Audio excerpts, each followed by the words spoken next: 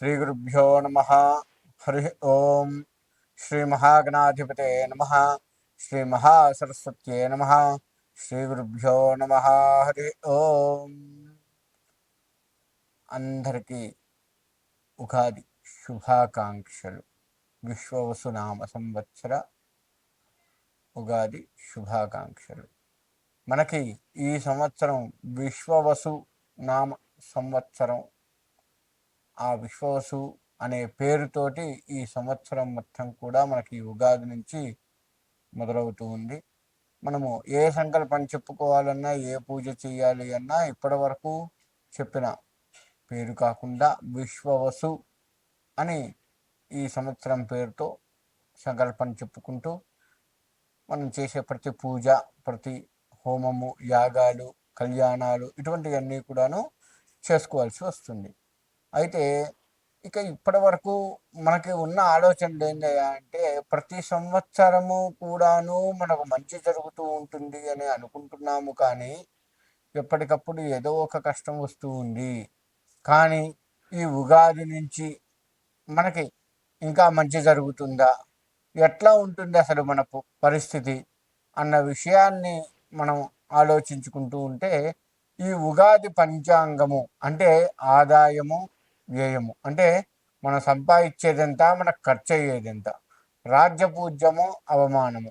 అంటే రాజ్యపూజ్యము అంటే మనల్ని సంఘంలో మనకి ఎంత పేరు ఉంటుంది, అవమానాలు ఇదే సంఘంలో మనకి ఎంతమంది వ్యతిరేకంగా ఉంటారు, ఎన్ని ఇబ్బందులు వస్తూ ఉంటాయి, ఎవరు ఏ మాటలు అంటూ ఉంటారు, ఆ మాటల వల్ల మనకు కలిగే నష్టాలు ఏమిటి, ఇటువంటివన్నీ కూడాను ఆలోచించుకోవాల్సి వస్తుంది. ఇక్కడ ఆదాయ వ్యయము అనేది ఆలోచిస్తే, మనం ఉదాహరణకి ఓ 10 రూపాయలు సంపాదిస్తే 5 రూపాయలు ఖర్చు అవుతున్నాయి అంటే మిగతా 5 రూపాయలు మిగులుతున్నట్టేగా అని అనుకుంటాం. ఆ 5 రూపాయలని మిగులుతున్నాయి, కానీ వాటిని ఎంత జాగ్రత్తగా మనం ఖర్చు పెట్టుకోవాలి అనేది ఆలోచించుకోవాలి. ఒకవేళ ఆదాయం 5 రూపాయలు, ఖర్చు 10 రూపాయలు ఉంది అంటే ఇంకా 5 రూపాయలు అదనంగా ఖర్చు చేయాలి, అప్పులు తేవాల్సి వస్తుంది అని చెప్పేసి కూడా మనం ఆలోచిస్తూ ఉంటాము. ఇక్కడ మనం ఆలోచించాల్సింది అంటే ఈ 5 రూపాయలు, వచ్చిన 5 రూపాయల్లో ఏది ముఖ్యము, మనం దేనికి ఖర్చు పెట్టాలి, దేనికి ఖర్చు పెట్టకూడదు, అలా అనవసరపు ఖర్చులు మనకి ఇంకా ఏమైనా వస్తున్నాయా అనేది ఆలోచించుకుంటూ, ఆ అనవసరపు ఖర్చులు ఏవైతే ఉంటాయో వాటిని అసలు ఖర్చు పెట్టకుండా, లేదు కొంత భాగం మాత్రమైనా ఖర్చు పెట్టుకొని, తప్పదు అనుకున్నవి కొంత భాగాన్ని ఖర్చు పెట్టుకొని మిగతా కొంత భాగాన్ని మనం అత్యవసర పరిస్థితుల్లో ఆ ఖర్చుని పెట్టుకోవాలి. ఈ విధంగా ఆలోచిస్తూ ఉండాలి. అప్పుడే మనకు ఆదాయం తక్కువ ఉన్నా సరే మనకు కాస్త ఒడిదుడుకులు లేకుండా ఈ సంవత్సరం మొత్తం సాగిపోయే అవకాశం ఉంటుంది. ఇక రాజ్యపూజ్యం, అవమానాలు అని చెప్తూ ఉంటాము. ఈ రాజ్యపూజ్యం అంటే మనల్ని బా ఫలానా వాళ్ళు మంచివాళ్ళు అని పొగుడుతూ మన మన చుట్టూ మన అవసరాల కోసం కావచ్చు, వాళ్ళ అవసరాల కోసం కావచ్చు, మన చుట్టూ తిరుగుతూ ఉంటారు. అలా తిరిగి మనల్ని పొగుడుతూ వా వాళ్ళ అవసరాలు మొత్తం కూడా మనతో తీర్చుకుంటూ ఉండే పరిస్థితులు కూడా కనపడుతూ ఉంటాయి. కాబట్టి అలా వచ్చే వాళ్ళు ఎవరు, మనం వాళ్ళకి ఎంతవరకు అవసరం, వాళ్ళు మనకు ఎంతవరకు అవసరం, ఇటువంటివి కూడా ఆలోచిస్తూ మనం ముందుకు వెళ్ళాలి. అలా వెళ్ళగలుగుతూ ఉంటే కాస్త బాగుంటుంది. ఇక తిట్టేవాళ్ళు, అవమానాలు అంటే మనల్ని వ్యక్తిగతంగా కావచ్చు, సామాజిక పరంగా కావచ్చు అవమానిస్తూ ఉంటారు. ఫలానా వాళ్ళకి ఎంత చేసినా ఇంతే, వాళ్ళకి చెయ్యొద్దు అని మన మీద చెప్పటము, మన మీద అనవసరపు నిందలు వేయడము, ఈ చేసి మనకున్నటువంటి పేరుని వాళ్ళు తీసివేయటానికి ప్రయత్నం చేస్తూ ఉంటారు. తగ్గించడానికి కానీ, అసలు లేకుండా ఆ పేరు లేకుండా చేయటానికి కానీ చేస్తూ ఉంటారు. అది చిన్న వృత్తుల దగ్గర నుంచి అతి పెద్ద వ్యాపారస్తులు, పెద్ద పెద్ద వృత్తులు చేసేటువంటి వారు, చిన్న వ్యాపారస్తులు కావచ్చు, పెద్ద వ్యాపారస్తులు కావచ్చు, చిన్న చేతి వృత్తులు చేసేవారు కావచ్చు, పెద్ద చేతి వృత్తులు చేసేవారు కావచ్చు, ఎవరైనా సరే వాళ్ళందరికీ ఇది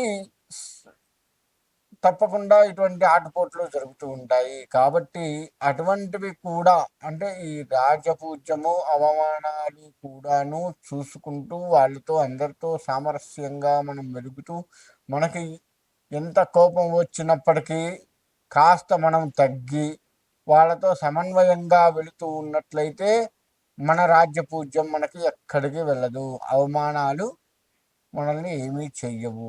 ఈ విధమైన పరిస్థితుల్ని ఆలోచిస్తూ కనుక మనకు ముందుకు పోగలుగుతూ ఉన్నట్లయితే ఈ సంవత్సరం చాలా చాలా చాలా బాగుంటుంది అని చెప్పుకోవచ్చు.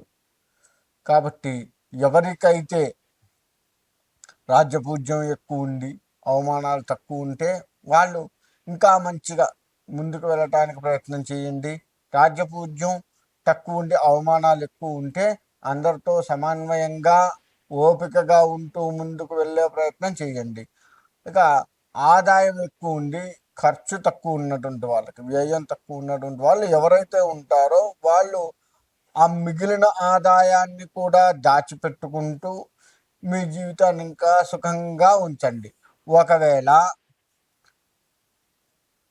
ఈ యొక్క ఆదాయం తక్కువ ఉండి ఖర్చు ఎక్కువ ఉన్నటువంటి వాళ్ళు ఎవరైతే ఉన్నారో ఆ ఖర్చు ఎక్కడ మనకు తేడా వస్తుంది, ఏది అనవసరంగా పెడుతున్నామో అని ఆలోచిస్తూ ఆ ఖర్చుని తగ్గిస్తూ మనం కనుక ముందుకు వెళ్తూ ఉన్నట్లయితే తప్పకుండా బాగుంటుంది. కాబట్టి ఈ విధమైన ఆలోచనలు చేస్తూ ఈ ఉగాది నుంచి మన జీవితాన్ని ఒక సమన్వయంగా నడుపుకుంటూ ముందుకు వెళ్ళాలి.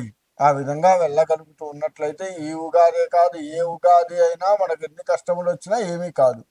కాబట్టి ఇప్పుడు నేను చెప్పిన ఈ జాగ్రత్తలు తీసుకుంటూ చక్కగా ఉండాలి. ఆరోగ్య పరిస్థితులు కూడా ఈసారి కొంత ఒడిదుడుకులు ఉండే అవకాశం ఉంటుంది. కాబట్టి దాన్ని కూడా అందరం ఆలోచించుకుంటూ మనం ముందుకు వెళ్ళి సరైన సమయానికి భోజనం చేస్తూ సరైన నిద్రపోతూ చక్కగా ఉండగలుగుతూ ఉన్నట్లయితే మన ఆరోగ్యం పట్ల కాస్త శ్రద్ధ వహిస్తూ ఉన్నట్లయితే తప్పకుండా మన ఆరోగ్యం కూడా మెరుగుపడే అవకాశం ఉంటుంది. ఇటువంటి ఖర్చులు అనుకోని ఖర్చులు ఆరోగ్యం పరంగానే వస్తూ ఉంటాయి.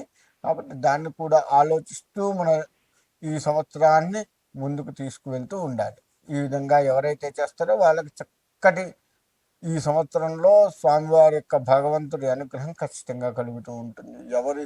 ముఖ్యంగా దైవాలని నమ్మేటప్పుడు ఇష్టదైవము, కులదైవము, గ్రామదైవం ఇలా 3 ఉంటాయి. ఇష్టదైవం ఎవరికి వాళ్ళకు ఉంటుంది, కులదైవం ఎవరి కులాలకు వాళ్ళకు ఆ దైవం ఉంటుంది, గ్రామ దేవత ఏ గ్రామంలో ఉన్న వారికి ఆ గ్రామ దేవత ఉంటుంది. ఈ ముగ్గురి ఆశీర్వచనాలు తీసుకుంటూ ఉండాలి. ఆ విధంగా మనం ఏది చేసినా సరే ఉంటూ ఉన్నట్లయితే మన జీవితం సరళంగా సాగిపోతూ ఉండే అవకాశం ఉంటుంది. ఆ విధంగా చేస్తూ ఉండండి. ధనస్సు రాశి ఆదాయం 5, ఖర్చు 5, రాజ్యపూజ్యం 1, అవమానాలు 5. ఈ విధంగా ధనస్సు రాశి కనపడుతూ ఉంది. అంటే ఏంటయ్యా అంటే వచ్చింది వచ్చినట్లుగా ఖర్చు పెట్టడము జరుగుతూ ఉంటుంది. అవమానాలు ఎక్కువగా ఉన్నాయి. వీరు గతంలో పోల్చుకుంటే ఈ సంవత్సరం వీళ్ళ కాస్త తగ్గింది అనే చెప్పుకోవచ్చు. అన్ని రంగాల వారికి కూడాను అన్ని రకాలుగా తగ్గింది అనే చెప్పుకోవచ్చు. వీరి ఆదాయం సమానంగా ఉంది, ఖర్చు సమానంగా ఉంది. వచ్చినట్టు ఖర్చు పెడుతూ ఉంటాము. తిట్టేవారు ఎక్కువ, మంచివారు అనేవారు తక్కువ, ఇది కనపడుతూ ఉంది. కాబట్టి మీరు ఎట్టి పరిస్థితుల్లో ఈ సంవత్సరం మొత్తం కూడాను గణపతి ఆరాధన బాగా చేస్తూ గణపతిని బాగా ఆరాధిస్తూ ఉండండి. ప్రతి పని మొదలు పెట్టినప్పటికీ కూడాను అయిపోయేంత వరకు గణపతిని బాగా ఆరాధిస్తూ ఉండండి. తద్వారా గణపతి అనుగ్రహం కలిగి ఆటంకాలు పోయి మీకంతా మంచి జరిగేది కనపడుతూ ఉంది. ఇంకా వ్యవసాయ రంగం వారు ఎట్టి పరిస్థితుల్లో కూడా మీ యొక్క ఆ పొలం దగ్గర ఏదైనా గణపతిని ఫోటో అయినా సరే అక్కడ చెట్లు ఉంటాయి కదా, ఆ చెట్టుకి గణపతిని ఫోటో పెట్టుకొని ఆ గణపతికి నమస్కారం చేసుకొని గణపతి నామస్మరణతోటే ఆ పొలం పనులు చేస్తూ ఉండండి. మంచి జరిగే అవకాశం కనపడుతూ ఉంది. తద్వారా మీకు అంతా మంచి జరుగుతుంది. ఇక విద్యార్థులు కూడాను అంతే. గణపతి ఆరాధన చేస్తూ చదువుని మొదలు పెట్టండి. ఏ రోజు చదువు ఆ రోజే. ఈరోజు అంటే ఇప్పుడు మళ్ళీ స్కూల్స్ స్టార్ట్ అయినప్పుడు కదా, ఉగాది నుంచి కదా, స్కూల్స్ స్టార్ట్ అయిన తర్వాత కదా మన కొత్త చదువు కాదు. ఏ రోజుకు ఆ రోజు ప్రతి సబ్జెక్టు ప్రతి స్టెప్పు ఉంటుంటుంది. అంటే ఇప్పుడు మొదటి పేజీలో ఉన్నది రెండో పేజీలో ఉండదు, రెండో పేజీలో ఉన్నది మూడో పేజీలో ఉండదు. ఆ విధంగా ఉంటుంది కదా, క్లాస్ వైజ్గా సబ్జెక్ట్ వైజ్గా ఉంటూ ఉంటాయి కదా. అలా ప్రతిదీ కూడా మీకు కొత్తే కాబట్టి మీరు గణపతి ఆరాధన ఇంట్లోనే గణపతికి దండం పెట్టుకొని, స్వామి నాకు అన్ని రకాలుగా మంచిగా ఉండేట్లు చూడు, బుద్ధి బలాన్ని ఇవ్వు అని చెప్పేసి అని ఇంట్లోనే నమస్కారం చేసుకొని స్కూల్కి వెళ్ళడం చేస్తూ ఉండండి. ఈ విధంగా గణపతిని ఆరాధిస్తూ స్కూల్కి వెళ్ళాలి. వ్యవసాయం గణపతిని ఆరాధిస్తూ వ్యవసాయం చేయాలి. ఇక వ్యాపారము గణపతిని ఆరాధిస్తూ వ్యాపారం చేయాలి. మీ వ్యాపారము చాలా చాలా ఇబ్బందికరంగా ఉంటుంది. మీకు తక్కువ రావడము, ఉన్నది ఖర్చు కావడము. మీ షాపుకు వచ్చేవారు ఈసారి తక్కువ అవుతూ ఉంటారు. ఈ రాశి వారు చేసే వ్యాపారాలు ఏవైతే ఉన్నాయో, ఎటువంటి వ్యాపారమైనా సరే ఈసారి కాస్త ఇబ్బందికరంగా ఉంటుంది అని చెప్పుకోవచ్చు. కాబట్టి ఆ ఇబ్బందిని కాస్త తప్పిస్తూ భగవత్ ఆరాధన చేస్తూ ఉండండి. ఇక రాజకీయ రంగం వారు అంతే, తిట్టేవారు ఎక్కువగా ఉన్నారు కాబట్టి ఆ తిట్ల నుంచి బయటపడాలి అంటే భగవంతుడి నామస్మరణే తప్పదు. భగవంతుని ఆరాధిస్తూ ముందుకు వెళ్ళండి. రాజకీయ పరంగా ముందుకు ఉంటారు. ఇలా ప్రతి వారు కూడాను, ప్రతి రంగం వారు కూడాను భగవత్ ఆరాధన చేస్తూ ముందుకు వెళ్ళగలిగినట్లయితే తప్పకుండా మంచి జరుగుతుంది. ఆ విధంగా మంచి జరగాలని కోరుకుంటూ సెలవు తీసుకుంటాం. ఈ విశ్వవసు నామ సంవత్సరంలో అందరం కూడా ఇప్పటి వరకు రాశి ఫలాలు చెప్పుకుంటూ ఉంటున్నారు కదా.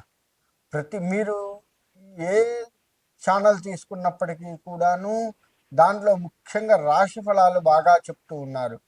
కానీ కొంచెం లోపలికి కనుక వెళ్ళి చూసినట్లయితే రాశి ఫలాలన్నీ కూడాను మన మన జన్మ నక్షత్రాల నుంచి కానీ నామ నక్షత్రాల నుంచి కానీ ఆధారపడి ఉంటాయి కదా. మరి ఆ నక్షత్రం వారి యొక్క ఫలితం ఏ విధంగా ఉంటుంది, వాళ్ళకి ఏదేది అందుతుంది, ఈ సంవత్సరం మొత్తం కూడా వాళ్ళ పరిస్థితి ఏ విధంగా, వాళ్ళకి ఏది అలంకారంగా ఉంటుంది, మానసిక స్థితి ఎలా ఉంటుంది, ఇటువంటి ఇంకా సంక్షిప్తమైన విషయాలు చెప్పుకోవాలి అని చెప్పేసి ఈసారి నేను ఈ విధంగా ముందుకు రావడం జరిగింది. కాబట్టి మీ నక్షత్రాలు, అది జన్మ నక్షత్రం కావచ్చు, నామ నక్షత్రం అంటే మీ పేర్ల మీద వచ్చేటువంటి నక్షత్రం కావచ్చు, ఆయా నక్షత్రాల వారికి ఏ ఏ నక్షత్రాల వారికి ఏ విధంగా ఉంటుంది అనేది ఇప్పుడు సంక్షిప్తంగా తెలుసుకుందాము. ఇక అశ్విని, పుష్యమి, స్వాతి నక్షత్రం వారు, వీళ్ళ మానసిక పరిస్థితి ఎలా ఉంటుందయ్యా అంటే కాస్త మనస్తాపంతో ఉంటారు. ఈ సంవత్సరం మొత్తం కూడాను వీళ్ళకి స్థిమితం కాస్త తగ్గుతూ ఉంటుంది. అంటే ఒక రకంగా పిచ్చి వాళ్ళైనా కావచ్చు, లేక మానసికంగా కుంగిపోతారు. ఈ నక్షత్రాల వారు మానసిక స్థైర్యాన్ని తగ్గించుకునే విధంగా ఉంటుంది. ఈ సంవత్సరం మొత్తం కూడాను కాస్త జాగ్రత్త వహించండి ఈ నక్షత్రాల వారు. ఇకపోతే భరణి, ఆశ్లేష, విశాఖ, శ్రవణం ఈ నక్షత్రాల వారికి కాస్త రాజ్యపూజ్యం బాగుంటుంది. అంటే సంఘంలో కాస్త పేరు ప్రతిష్టలు వచ్చేది కనపడుతూ ఉంది. కాబట్టి ఆ పేరు ప్రతిష్టల్ని మీరు సంపాదించుకోవడమే కాదు, దాన్ని నిలబెట్టుకునేటువంటి ప్రయత్నాలు కూడా మీరు చేస్తూ చక్కగా ఉండాలి. ఇకపోతే కృత్తిక, మఖ, అనురాధ, ధనిష్ట ఈ నక్షత్రం వాళ్ళకి ఈ సంవత్సరం మొత్తం కూడా ఎట్లా ఉంటుందంటే యుద్ధ భయం ఉంటుంది. అంటే వీళ్ళ మీద ఏదో ఒక పన్నాగాలు పన్నుతూ వీళ్ళని ఎప్పుడు ఎట్లా నాశనం చేయాలా, వీళ్ళని ఎక్కడ కుంగదీస్తూ ఉండాలా, వీళ్ళు ఎదగకుండా ఎలా చేయాలి అనే వారు బాగా ఉంటూ ఉంటారు. కాబట్టి ఈ నక్షత్రాల వారు శత్రువుల విషయంలో జాగ్రత్త వహిస్తూ ముందుకు వెళ్ళడం మంచిది. అంటే మన పనులు మనం చేస్తూ ఆ పని చుట్టూ ఎవరెవరు శత్రువులు ఉన్నారు ఏంటి చూసుకుంటూ ముందుకు వెళ్ళి ఆ శత్రువుల మీద మనం జయాన్ని కలిగేటట్లుగా చేసుకోవాలి. కాబట్టి శత్రు భయం ఉంది కాబట్టి కాస్త జాగ్రత్త వహించండి. అంటే మీ మీద ఒక రకంగా యుద్ధమే చేస్తూ ఉంటారు వారు అని చెప్పడం నాది. ఈ విధంగా ఉంటారు కాబట్టి కాస్త జాగ్రత్త వహించండి.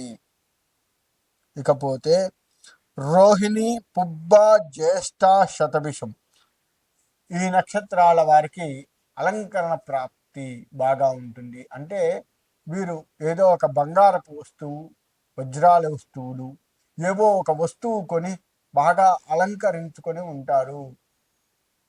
వారి దగ్గర బాగున్నాయిరా, బంగారం ఉంది, మంచిగా ఉన్నారు అని కాస్త అలంకరణ మీ మీద కనబడేటువంటి వస్తువులను మీరు సంపాదించుకుంటూ కాస్త పేరు తెచ్చుకుంటూ ఉంటారు. అంతవరకే ఆ పేరు గుర్తుపెట్టుకోండి. అంటే అలంకరణ ప్రియులుగా ఉంటారు కాబట్టి వీరు ఆ బంగారం విషయంలో అంటే ఆభరణాలు ఎక్కువగా సంపాదించుకుంటుంటారు. కాస్త నరదృష్టి కూడా ఉంటుంది, జాగ్రత్త వహించండి. ఇకపోతే మృగశిర, ఉత్తర ఫల్గుని అంటే ఉత్తర, మూల, పూర్వభాద్ర ఈ నక్షత్రం వాళ్ళకి రోగ భయం ఉంటుంది. కాస్త రోగాలు ఎక్కువగా ఉండే బీపీ, షుగరు ఇతరత్ర వేరే రోగాలు కూడా వచ్చే అవకాశం ఉంటుంది.